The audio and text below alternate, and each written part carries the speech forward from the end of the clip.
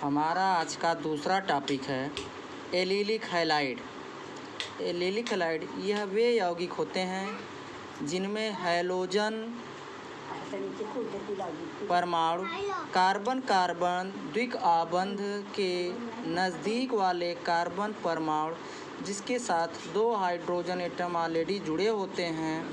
Halogen परमाणु के साथ संकरित करके आबंधित होता है, अर्थात एक एलिलिक कार्बन से आबंधित रहता है।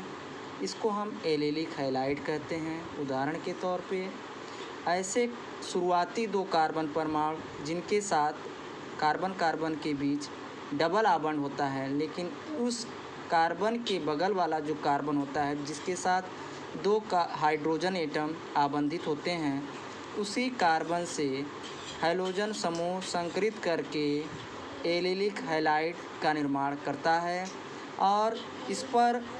4 एकल आबंध होने के कारण कार्बन परमाणु पर sp3 संकरण का निर्माण होता है, जो कि डायग्राम फिगर में आपको प्रदर्शित करके दिखाया गया है कि शुरुआती जो कार्बन एटम हैं उनमें डबल बॉन्डिंग है, लेकिन हैलोजन परमाणु जिस कार्बन समूह से जुड़ा है उसको हमने 4 एकल आबंध करके दिखाया है, जिस पे 4 सिंगल बॉन्ड पाए गए हैं, यानी सिग्मा बॉन्ड। संकरण निकालने का जो फार्मूला या सूत्र होता है, संकरण बराबर होता है सिग्मा आबंधों की संख्या प्लस एकाकी इलेक्ट्रॉन युग्मों की संख्या। चूँकि जिस कार्बन परमाणु पर हैलोजन जुड़ा है उसमें एक भी एकाकी इलेक्ट्रॉन युग्म नहीं है, अतः 4 सिग्मा आबंध होने के कारण इसमें 4 संकरित कक्षक का निर्माण होता है, जिससे ये sp3 संकरण का निर्माण करता है। उसके अलावा दूसरा जो एरोमेटिक कंपाउंड से रिलेटेड दिखाया गया है, उसमें भी हमने बाई फिगर दिखाया है कि किस प्रकार से हैलोजन परमाणु जिस कार्बन से जुड़ा है वो कार्बन अपने निकट के कार्बन से जो जुड़ा है उन कार्बन में कार्बन कार्बन के मध्य डबल बॉन्ड है, लेकिन जिस पे कार्बन से हैलोजन समूह जुड़ा है उस कार्बन में 4 एकल आबंध हैं, एक हाइड्रोजन जुड़ा हुआ है उस कार्बन के साथ और 2 कार्बन जुड़े हैं और एक हैलोजन परमाणु, जिसके कारण ये 4 एकल आबंध का निर्माण करता है और प्रत्येक एकल आबंध में सिग्मा आबंध उपस्थित होने के कारण इसमें भी sp3 संकरण का निर्माण होता है। विस्थापन अपक्रिया। जब कोई एक तत्व दूसरे तत्व को उसके यौगिक से विस्थापित कर देता है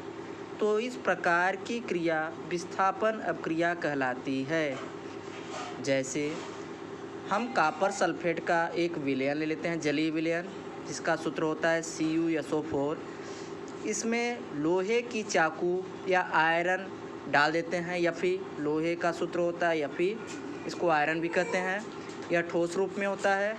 जैसे ही कॉपर सल्फेट के विलयन में लोहे की चाकू डालते हैं तो कॉपर सल्फेट के विलयन में कॉपर को आयरन यानी Fe क्या करता है, विस्थापित कर देता है और विस्थापित करके सल्फेट के साथ क्रिया करके फेरस सल्फेट या आयरन सल्फेट का जलीय विलयन बना लेता है और कॉपर को उसके विलयन से विस्थापित कर देता है। क्यों कर देता है, इसके पीछे भी कारण है। इसमें एक श्रृंखला होती है, श्रेणी होती है, जिसको हम कहते हैं विद्युत रासायनिक श्रेणी, इंग्लिश में बोलते हैं इलेक्ट्रोकेमिकल सीरीज।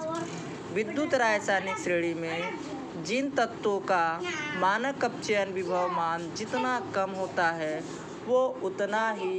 प्रबल अपचायक होते हैं और अपने से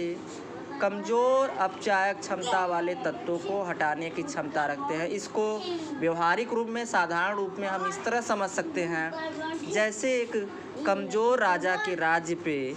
एक मजबूत राजा आक्रमण करता है और मजबूत राजा कमज़ोर राजा के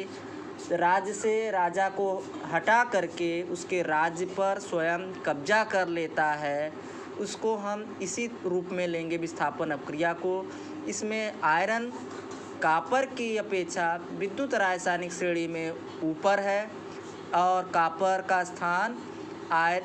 हाइड्रोजन से नीचे होने के कारण आयरन आसानी से कॉपर को विस्थापित कर देता है। इस क्रिया को ही विस्थापन अपक्रिया कहते हैं।